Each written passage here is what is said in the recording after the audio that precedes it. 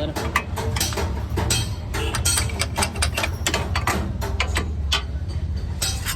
ये निकल गया इसका पिस्टन। इसको भी देखते हैं इसमें क्या दिक्कत है। ये पिस्टन आ गया बाहर। ये क्रैंक की डंडी है, इसमें अंदर डंडी लगी हुई है, अंदर डंडी लगी हुई है, ये क्रैंक है।